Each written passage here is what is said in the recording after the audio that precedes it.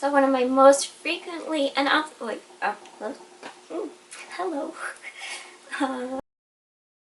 Hey guys, welcome back to Pins and Whiskers. My name is Shine, and I have been getting a lot of the same questions recently, so I thought, why not make a frequently asked questions videos?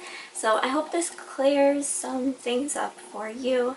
I will be going over gerbil questions, and I'll also be going over fish questions. Hey guys, it's me post-editing again, and this video ended up being super long, and so I am going to split it into two parts.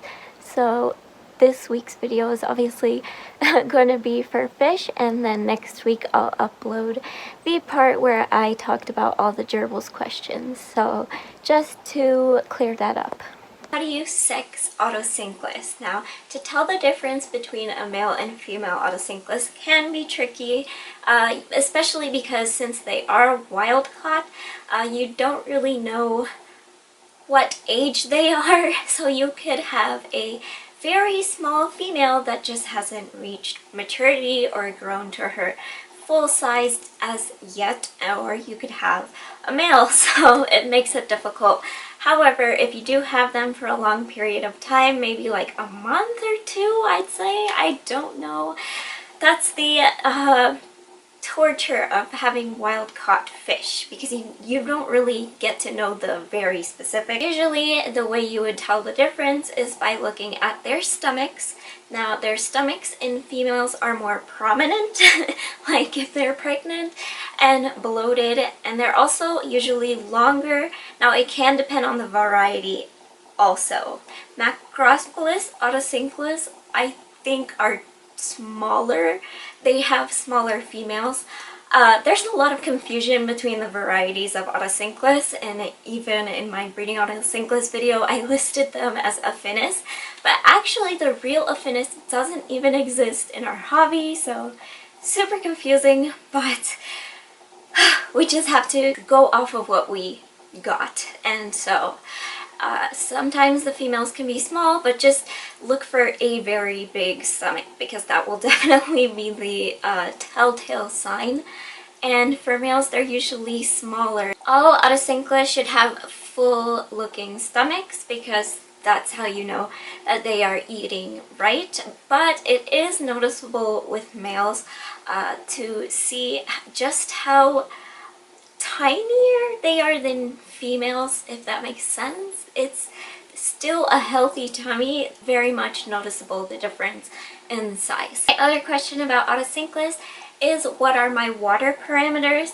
Now in the breeding video I did list the pH, but that was about it, and obviously that's not enough.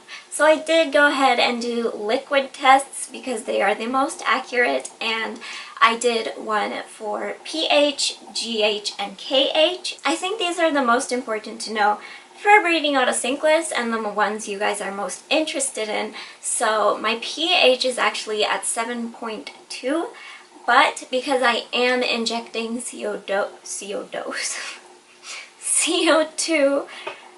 because I am injecting CO2 right now, it actually drops the pH by 1. So my water is kind of acidic right now, and I noticed that they are still, the spawning trigger is still working.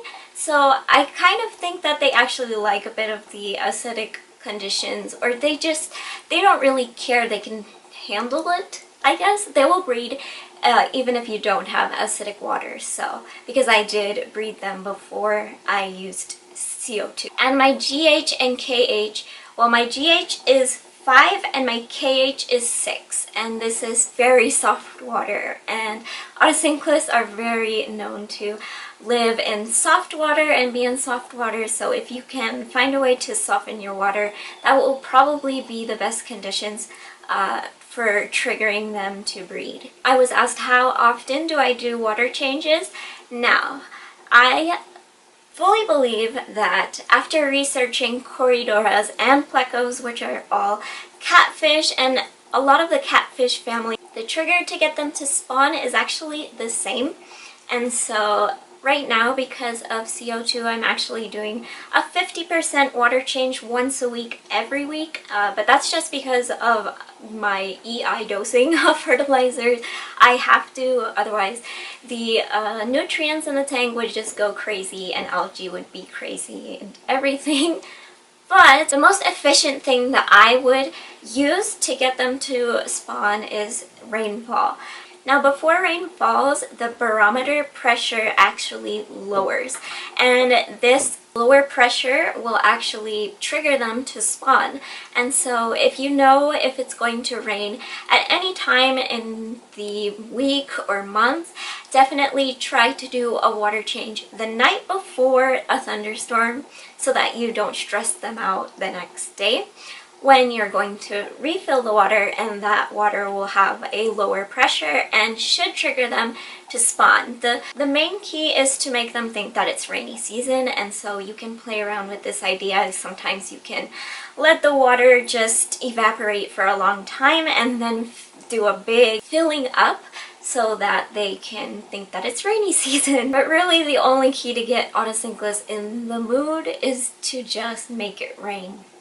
Another question for Otocinclus is, what percentage of water do I change? And because of the CO2 that I'm running, I do a 50% water change. But in general, if you want to trigger them to breed, I would definitely recommend doing a 50% water change and a 40% water change at the very least, because you really want it to be a big change, because you want to swing their mood completely into rainy season and to get them to spawn. This is going to be the last fish question or for Otocinclus, and it's, what temperature do I keep the tank at? Now, I do not actually use a heater in my aquariums simply because they don't need it, and Otocinclus are actually cool water fish. Now, without a heater, my tank stays from anywhere from 71 Fahrenheit to 73, sometimes maybe 75 if I am running hot water into it, but that's not normally the case. It usually stays at the low 70s, and which is very ideal for Otocinclus, and they have bred. And even when the water that I use to change wasn't colder, they still got triggered to spawn. So I guess you don't need to have it as a high temperature before a cool temperature, but it could help to induce spawning a little bit more, maybe, just because of the drastic change. I, however, do not give them that drastic change, and they do still breed just fine. But that is it for this video. If you guys have any more questions, always feel free to ask in the comments of any of my videos. I always try to get to them, and if I don't, it's because I didn't see it, or I did and my ADHD said, I'm going to forget you, and not just. But I try, and I'm available on all my other social media platforms, so you can find me there as well. And yeah, that's it, and I'll see you guys next time.